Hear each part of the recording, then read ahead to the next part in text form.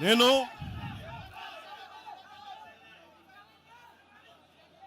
తెలంగాణలో ఆంధ్ర వాళ్ళకి ఏం పని అంటారు?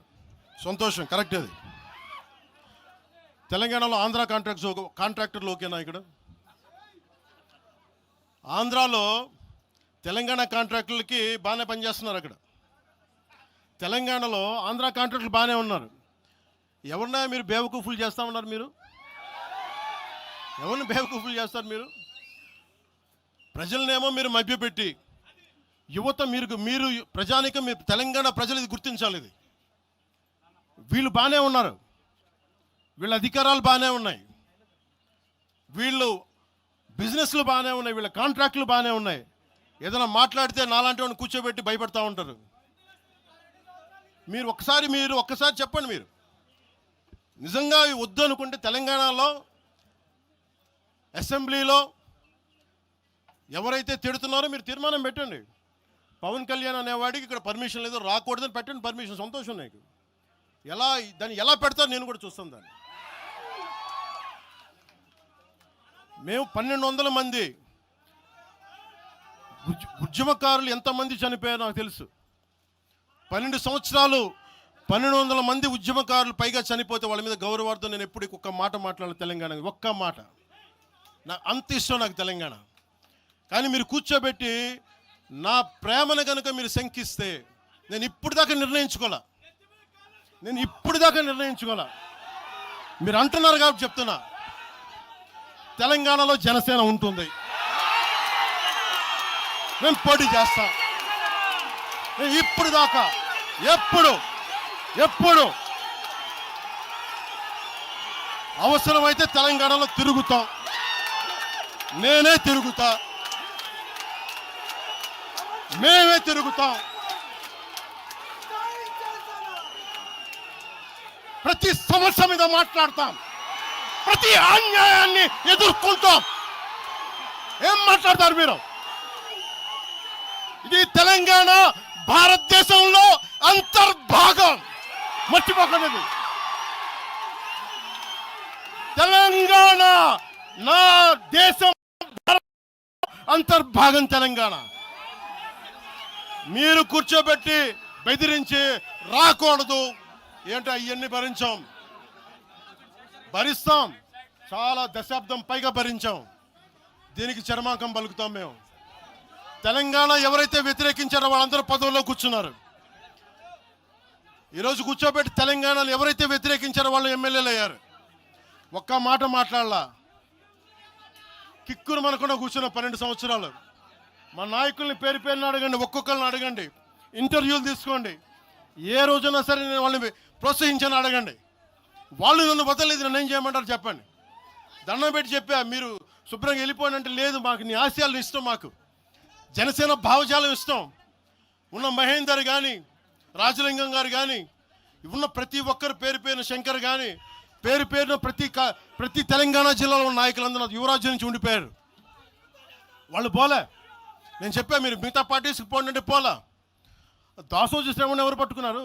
మీరు ఆ పట్టుకుని దాసోజీ శ్రవణ్ కానీ ఈరోజు ఎమ్మెల్సీగా ఉన్నారంటే, ఆ రోజు మీరు కూర్చోబెట్టి మాట్లాడుతూ ఉన్నారు. ఆ రోజున ఈరోజు కాంగ్రెస్ నాయకులు ఎవరో మాట్లాడుతూ ఉన్నారు, నువ్వేమి ఎలా వస్తావు చూస్తామని.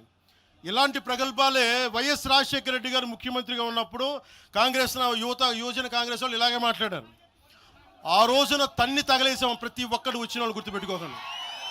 ఆ రోజు నాకు నిలబడిన తెలంగాణ యువత నిలబడ్డారు. బస్తీలో నుంచి, ఉస్మానియా నుంచి వచ్చిన వాళ్ళు నిలబడ్డారు. ఆ రోజున రాజలింగం గారికి తెలుసు. ఆ రోజు కూడా చెప్పారు ఎలా వస్తే. నేను చెప్పా, ఇలాగే ఇంటికి వస్తామని బెదిరించి, ఆఫీస్కి వస్తామని బెదిరిస్తే ఇంటి ముందు చైరేసి కూర్చున్నా. నాకు అలాంటి భయాలు లేవు. దేశం బాగుండాలి అంతర్గతంగా. ఇప్పుడు వేర్పాటువాదం మంచిది ఎక్కడ దాకా? దేశ సమగ్రత భంగం కలిగినంత వరకు. ఎవరు ఉండకూడదు, రాకూడదు, మీ గొంతులు తొక్కేస్తామంటే ఇది ఏమనుకున్నారు? భారతదేశం అనుకున్నారు, లేదంటే పాలస్తీన్ అనుకుంటున్నారు మీరు అందరూ? ఇది భారతదేశం, పాకిస్తాన్. మీ ఇష్టానికి రాకూడదు, మీ ఇష్టానికి ఏమనుకుంటారా మీరంతా? నా దేశం, నేను ఎక్కడైనా అడుగు పెడతా, నాకు రాజ్యాంగ పరంగా కల్పించిన హక్కు ఇది. ఇప్పుడు కాంగ్రెస్ నాయకులకు ఒకటే చెప్తున్నా, రాహుల్ గాంధీ గారు కానీ, ప్రియాంక గాంధీ గారి దక్షిణ భారతంలోకి వచ్చి వైనాడులో పోటీ చేయొచ్చు. ఇందిరాగాంధీ గారేమో మెదక్లో పోటీ చేయొచ్చు.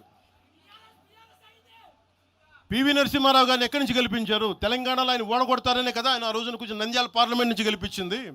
ఆంధ్ర ప్రజలు కాదా గెలిపించింది?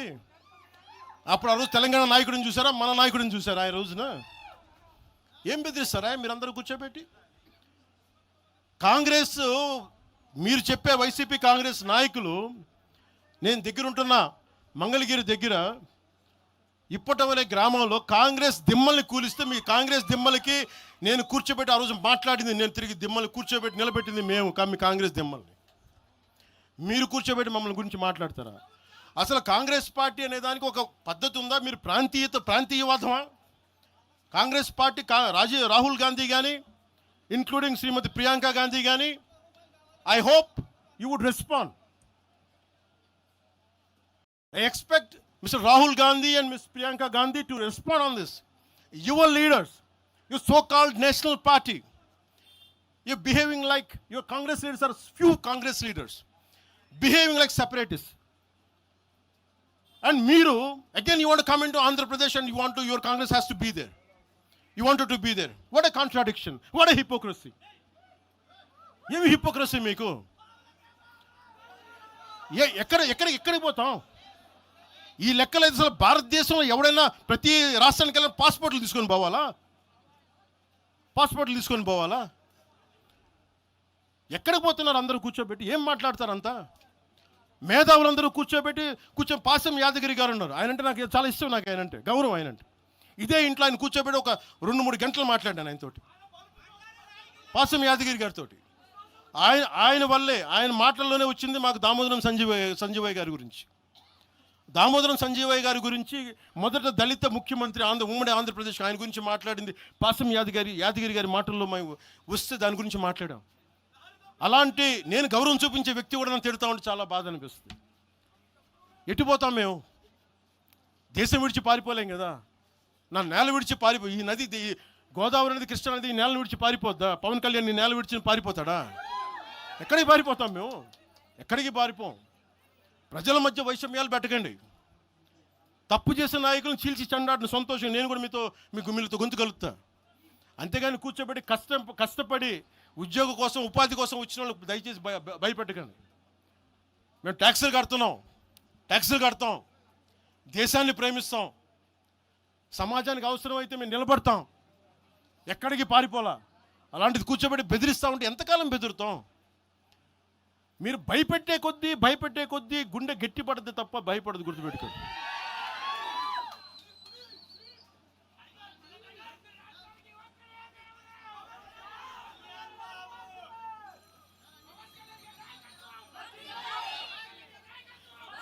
ఈరోజున తెలంగాణ ఇవన్నీ డైవర్సివ్ టాక్టిక్స్. ఆంధ్రప్రదేశ్ నుంచి 4.5 నుంచి 6 లక్షల మంది గ్రాడ్యుయేట్స్ వస్తూ ఉన్నారు. తెలంగాణ నుంచి 5 నుంచి 7 లక్షల మంది గ్రాడ్యుయేట్స్ వస్తూ ఉన్నారు. 2 రాష్ట్రాలను కలుపుకొని 10 నుంచి 13 లక్షల గ్రాడ్యుయేట్ అవుతూ ఉంటారు, ఉత్తీర్ణులు అవుతూ ఉన్నారు. ఎస్టిమేటెడ్ అన్ఎంప్లాయ్మెంట్ రేటు ఆంధ్రప్రదేశ్లో 4.2%, తెలంగాణలో 5.0%. వీటి మీద మాట్లాడతామా? ఉపాధి అవకాశాల కోసం మాట్లాడతామా? పవన్ కళ్యాణ్ తిడతారా మీరు? ప్రతిదానికి కూర్చోబెట్టి ఇంకెంతకాలం ప్రాంతీయ విభేదాలు ఇస్తారు మీరు? ఎంతకాలం?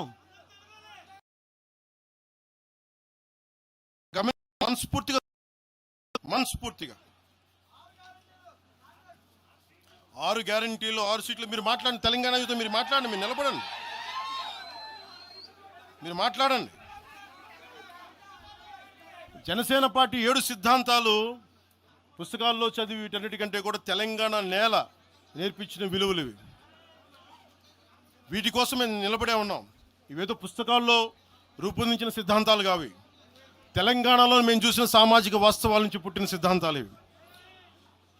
ఉస్మానియాలో 2009లో ఆ రోజు గద్రన్న పక్కనే ఉన్నాడు. ఆ రోజు ఇట్లాగే ఇబ్బంది కలిగిస్తూ ఉంటే ఒకటే అన్నాడు గద్రన్న, అరే తమ్మి నువ్వు మాట్లాడరా, ఎవరు వస్తారు నేను చూసుకుంటానని చెప్పి. ఒకటే చెప్తా ఉన్నాను, ప్రాంతీయ తెలంగాణ ఆవిర్భావాన్ని, తెలంగాణ రాష్ట్ర ప్రయోజనాల్ని, తెలంగాణ రాష్ట్రాన్ని ఏ రోజు కూడా జనసేన అగౌరవపరచలేదు. గుండెల్లో పెట్టుకుంటుంది జనసేన. అలాగే ప్రాంతీయతను మేము గౌరవిస్తాం. అదే ప్రాంతీయత పేరుతోటి జాతీయవాదాన్ని బలహీనపరిస్తే జనసేన ఎప్పటికీ అంగీకరించదు. మేము దానికోసం కొట్లాడతాం, నిలబడతాం. ఇది మీరు ఇలా మాట్లాడితే రేపు పొద్దున ఎక్కడ దాకా పోతాయంటే,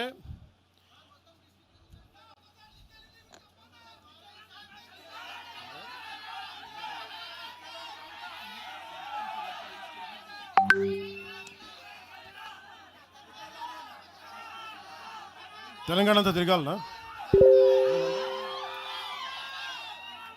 2008-9లో తెలంగాణ అంతా తిరిగినోడిని.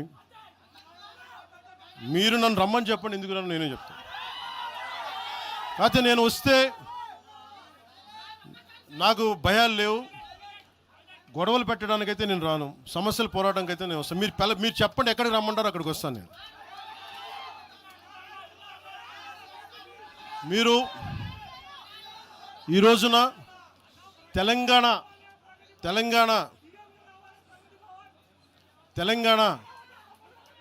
తెలంగాణకి సంబంధించి ఈ నాయకులు మాట్లాడే విధానంగా చూస్తే ఆంధ్రప్రదేశ్లో ఉన్న తెలంగాణ ఐఏఎస్లు కానీ, ఐపీఎస్లు కానీ, ప్రజలు కానీ, తాడేపల్లిగూడెంలో ఈ మధ్యన తెలంగాణ డ్రైవర్లు పాపం ఇబ్బంది పడతా ఉంటే జనసేన ఎమ్మెల్యేనే కూర్చోబెట్టి అందరికీ ఆదుకున్నారు ఆయన. మీరు ఇలాంటి ప్రాంతీయతల మీద కనుక తీసుకొస్తే భారతదేశం సుస్థిరత చాలా దెబ్బతింటుంది.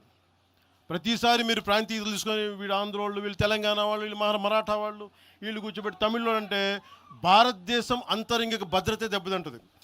మీరు ఇలాంటి మాటలు మాట్లాడితే భారతదేశం ఉగ్రవాదం కంటే కూడా ఇది చాలా డేంజరస్. కూర్చోబెట్టి ఎక్కడ దాకా మాట్లాడాలి ప్రాంతీయత గురించి చాలా చాలా జాగ్రత్తగా ఉండాలి. ఇలాగే మీరు కూర్చోబెట్టి మాట్లాడితే మటుకు ఆఫీసర్లు ఎవరు పనిచేయలేరు. ఇక్కడున్న జర్నలిస్టులు అడగండి, ఒక్కొక్కరు ఏ ప్రాంతాల నుంచి వచ్చారు, ఎంతమంది ఆంధ్ర వాళ్ళు, ఎంతమంది తెలుగు వాళ్ళు, ఎంతమంది పత్రికాధిపతులు ఆంధ్ర వాళ్ళు, ఎంతమంది పత్రికాధిపతులు తెలంగాణ వాళ్ళు, ఎంతమంది పత్రికాధిపతులు వేరే రాష్ట్రాల నుంచి వచ్చారు. మీరు మాట్లాడిన ఒకసారి. ఇలా మాట్లాడాలంటే ప్రతిదీ మాట్లాడతాం, కానీ ఇటెళ్తా దేశం. ఎంతకాలం భయపడతారు? ఎంతకాలం విచక్షణ, ఎంతకాలంతో విభజిస్తారు మీరు? తెలంగాణను వ్యతిరేకించింది ఎవరు? సిపిఎం వ్యతిరేకించింది. సిపిఎం గురించి మీరు ఎందుకు మాట్లాడరు? ఎంఐఎం వ్యతిరేకించిన తెలంగాణ విభజన, వాళ్ళు ఎందుకు మాట్లాడరు? నోరు తెరవని జనసేన గురించి మీరు టార్గెట్ చేస్తారు. మేము భయపడతామన్నా? నేను పార్టీ పెట్టాను అంటే చచ్చిపోవడానికి సిద్ధపడే పార్టీ పెట్టాం. ఒక కాంగ్రెస్ నాయకుడు ఐ లవ్ పాకిస్తాన్ అని డిబేట్లో మాట్లాడే ఒక కాంగ్రెస్ నాయకుడు ఈరోజు మీడియా ముందుకు తీసుకొచ్చి పవన్ కళ్యాణ్ ప్రెస్ మీట్ పెడితే పీస్ అండ్ హార్మనీ దెబ్బతింటుందని కామెంట్ చేస్తూ ఉన్నారు. మనల్ని ఎవరు ఆపేది?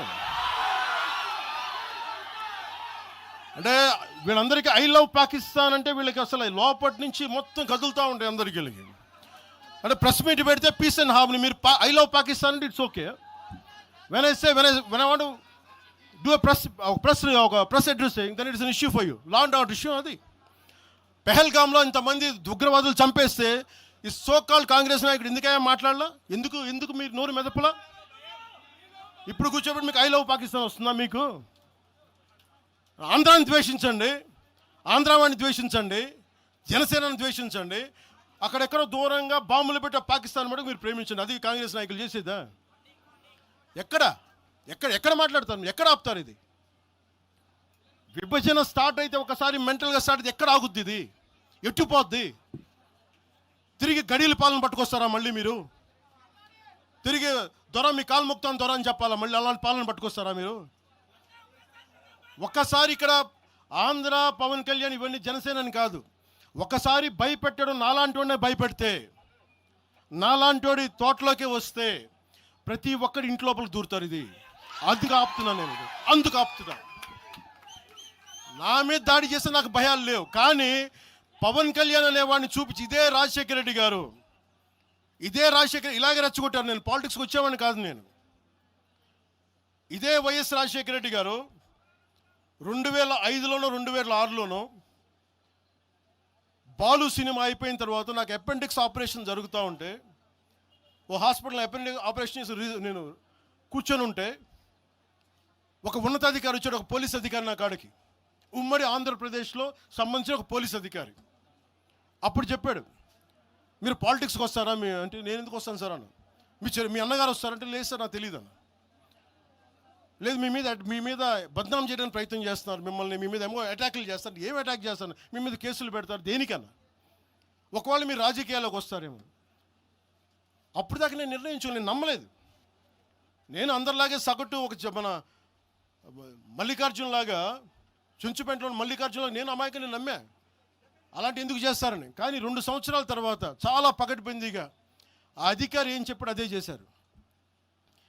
ఈరోజు బెదిరించే వాళ్ళకి చెప్తా ఉన్నా, రాజశేఖర రెడ్డి గారి బతుకున్నప్పుడు తెరవని గొంతంతా, లెగవని గొంతంతా ఇప్పుడు లెగుస్తూ ఉంది. చెప్తున్నా, ఆ రోజు నేను గొంతు లేపాను, గుర్తుపెట్టుకోండి. చంపేస్తాం, రోడ్ల మీదకి వస్తే బెదిరిస్తాం అని చెప్పే నాయకుడు ఉన్నప్పుడు ఎదుర్కొన్నాం మేము. తుపాకీ ఇచ్చి వదిలేనంటే ప్రాణాలను వదిలేసి వచ్చాను రాజకీయాలు, గుర్తుపెట్టుకోండి. భయపడి కాదు. ఈ రోజున అదే చాలామంది కాంగ్రెస్ తెలంగాణ నాయకులు ఉన్నారు, రాజశేఖర రెడ్డి గారు ఉంటే తెలంగాణ వచ్చేది కాదని. అలాంటి తెలంగాణ కోసం, ప్రేమ కోసం మేము ఆ రోజు పోరాటం చేశాం. భీమరావు బాడ ఎవరిది? అక్కడ ఆంధ్ర వాళ్ళు ఉంటారు భీమరావు బాడలో. కాంగ్రెస్ పార్టీ భవన్, గాంధీ భవన్ పక్కన కూర్చొని ఎనెక్స్ చేస్తా, ఆక్యుపై చేస్తా ఉంటే ఇంకెక్కడ స్థలం లేదా అని ఎందుకు మాట్లాడతాం అట్లా మాట? మీరు బెదిరిస్తూ ఉంటే బెదిరిపోతామా మేము? ఇది ఒక్క కాంగ్రెస్ నాయకుల గురించి కాదు. రేవంత్ రెడ్డి గారు ఇప్పుడు వచ్చారు కాంగ్రెస్లోకి. ఇదే రేవంత్ రెడ్డి గారిని అఖిలపక్ష సమావేశానికి ఆయన పిలవలా. రేవంత్ రెడ్డి గారిని ఆయన టీడీపీ నాయకుడు అని చెప్పి ఆ రోజున, అది మాకు తెలుసు. మరి ఆ రోజు కూర్చోబెట్టి ఆయన కూడా ఉన్నారు ఆ రోజున. ఎవరు ఎటు అవుతారు ఏం తెలుసు మనకి? అసలు ఆ రోజు ఆయన జైల్లో పెట్టారు, ఇబ్బందులు పడ్డారు. అలాంటి ఆయన ముఖ్యమంత్రి అయ్యాడు. ఆయనకు మనస్ఫూర్తిగా శుభాకాంక్షలు తెలియజేశాం. ఈ ఎంటైర్ ఫియాస్కోలో ఆయన ప్రమేయం ఉందని నేను చెప్పట్లా, కేసీఆర్ గారి ప్రమేయం ఉందని చెప్పట్లా. కొద్దిమంది వాడుకుంటా ఉన్నారు, వీళ్ళెవరి ప్రమేయం ఉందని నేను చెప్పట్లా. కానీ మీరు ఈ పార్టీల వెనక దాక్కొని, కొన్ని ముసుగుల వెనక దాక్కొని, సోషల్ మీడియా హ్యాండిల్స్ వెనక దాక్కొని చేస్తే పవన్ కళ్యాణ్ కానీ, జనసేన నాయకులు కానీ, జనసేన సాధకులు కానీ ఎవరు భయపడరు. మేము తిరుగుతాం, నిలబడతాం. అలాగే కేంద్ర ప్రభుత్వం కూడా దీని మీద దృష్టి పెట్టాలి. ఇలాంటి వాదనలు దేశమంతా మొదలైతే, తమిళనాడుకు వచ్చి హిందీ గోబ్యాక్ అని, హైదరాబాద్లో మార్వాడి గోబ్యాక్ అని, నార్త్ ఇండియా గోబ్యాక్ అని, తెలంగాణ యాస భాషలో హిందుస్థానీ ఉంటుంది, హిందుస్థానీ. అలాంటి తెలంగాణలో కూడా హిందీ ఉండకూడదని మాట్లాడుతూ ఉంటే భావాలు ఎటుపోతూ ఉన్నాయి. దేశాన్ని విచ్ఛిన్నం చేసే భావాలు కాదా? భారతదేశం అంతా ఒకటి కాదా? ఇలాగే అమిత్ షా గారిని కూడా ఇలాగే అన్నారు, బెంగాల్కి వస్తే తరిమేస్తాం అని చెప్పారు టీఎంసీ నాయకులు మాట్లాడేది వేరు, ప్రజలు మాట్లాడేది వేరు. టీఎంసీ నాయకులు మాట్లాడితే ప్రజలు వాళ్ళని తగిలేశారు. రోజు ఇలా మాట్లాడితే రేపు పొద్దున ఇలాంటి వదిలేస్తే ఏమవుతాయంటే, వందే మాత్రం పాడనని చెప్తారు, జనగణమన పాడనని చెప్తారు. ఎందుకంటే ఇది బెంగాలీలో ఉంది, మేము పాడమంటారు. ఇలాగే వదిలేస్తే ఒకసారి ఈ ప్రాంతీయత అనే భావం కనుక ఎక్కువైపోయి జాతీయ సమగ్రతకి విభేదం కలిగితే, వన్ డే దిల్ సే we don't like to sing Vande Mataram. One day they might say we don't like to sing Janaganamana because of this kind of mindset. This has to be addressed, this has to be corrected. ఇట్లాగే మాట్లాడారు, మీకేం పని అని. అమిత్ షా గారి గురించి మాట్లాడిన చదివి చెప్పా, జనగణమని మేము పాడతాం, మేము వందే మాత్రం మాట్లాడతాం, మేము బెంగాలీ అనుకోలే, మా భాష అనుకున్నాం, అది మా భారతదేశ భాష అనుకున్నాం. అలాంటిది తెలంగాణని ఇంకెంత గుండెల్లో పెట్టుకుంటాం, తెలంగాణ ఎంత లోపట్టుకుంటుంది, తెలంగాణ కోసం ఎంత చచ్చిపోతాం. నేను ఆంధ్రప్రదేశ్కి దృష్టి సారిస్తున్న ఒకటే, తెలంగాణకి యువత వలసలు తగ్గాలంటే ఆంధ్రప్రదేశ్లో యువతకు ఉద్యోగాలు అక్కడ రావాలి, తెలంగాణ యువతకి ఇక్కడ ఉద్యోగాలు, దానికోసం మా ప్రయత్నం. వలసలు ఆగాలి ఖచ్చితంగా. మీరు అనుకున్న నేను తెలుసా, మొత్తం అందరూ ఉన్న 100 ఉద్యోగాలకి 10,000 మంది కొట్టుకుంటే కనీసం దాంట్లో మొత్తం 10,000 మంది తెలంగాణ వాళ్ళు కావాలని నేను కోరుకుంటా ఉంటా. దానికోసం మా ప్రయత్నం. అందుకు నేను ఎప్పుడు దృష్టి సారించలా. కానీ కూర్చొని మమ్మల్ని బెదిరిస్తూ ఉంటే మటుకు ఇక్కడితో దయచేసి ఇది ఆపండి. లేదా కూర్చోబెట్టి ప్రజలు కోరుకున్నప్పుడు, మా నాయకులు కోరుకున్నప్పుడు ఖచ్చితంగా తెలంగాణలో అవసరమైన ఆయన ప్రతి చోట తిరుగుతాం. దానికి భయపడమని తెలియజేసుకుంటున్నాను. నేను పారిపోవట్లేదు సార్, చెప్పండి సార్.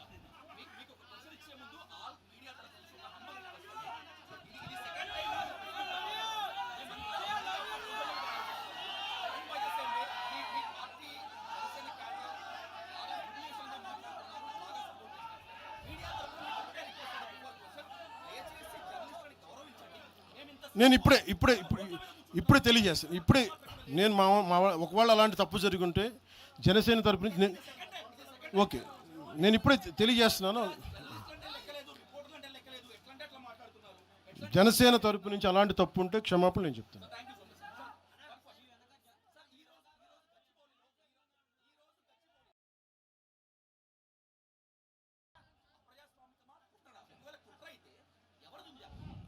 సార్, నేను ఆయన నాగేశ్వర్ గారి లాగా నేను కాన్స్పిరసీ థియరీలు చేయలేను సార్. సార్ మీరు వింటున్నారా? మీకు చెప్తాను. మీరు ఆగండి, ఆయన మాట్లాడండి. నేను విశ్లేషకులు చెప్పినట్టుగా ఒక వినని మాటల్ని నాకు ఎవరు చేశారు నాకేం తెలుసు సార్. అది దాని వెనక కుట్రుందా? ఒక్కడైతే ఉంది, ఈ సభ జరగకూడదని అయితే ఉంది. అది ఎవరికి ఉంది ఏంటో నాకు నిజంగా నాకు తెలియదు. నేను దాని గురించి నిజంగా నేను బ్లేమ్ చేయనట్లా. కాకపోతే ఇది నా హక్కుని ప్రతిష్ఠిస్తున్నాను. ఖచ్చితంగా అప్రజాస్వామికం కదా. 2000 మందితో ఇన్ని పార్టీలు జరుగుతాయి, ఇన్ని కార్పొరేట్ పార్టీలు జరుగుతాయి. ఒకళ్ళు కూర్చోబెట్టి ఒక 2000 మంది కూర్చో సాధకులతో ఏ నష్టం చేస్తామండి? ఏ నష్టం చేస్తాం?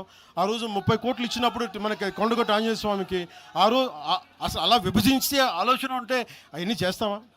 అలా రెచ్చగొడతామా? ఆ బాధ్యత లేదా? తెలంగాణ కాంగ్రెస్ నాయక సేట్ మ్యామ్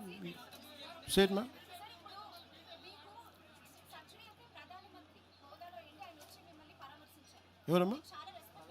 ప్రధానమంత్రి గారు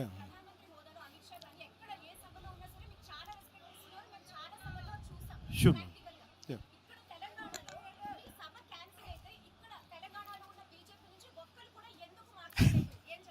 అది మీరు బీజేపీ నాయకులు అడగాలమ్మా. తెలంగాణ బీజేపీ నాయకులు నాకు తెలియదు. బీజేపీ నాయకులు మీరు అనుకున్నట్టుగా ఓకే, మీ ఆర్గ్యుమెంటే రైట్ అయితే ఈరోజు బీజేపీ నాయకులు మాట్లాడాలి కదా, వాళ్ళు లేరని తెలుస్తుంది కదా.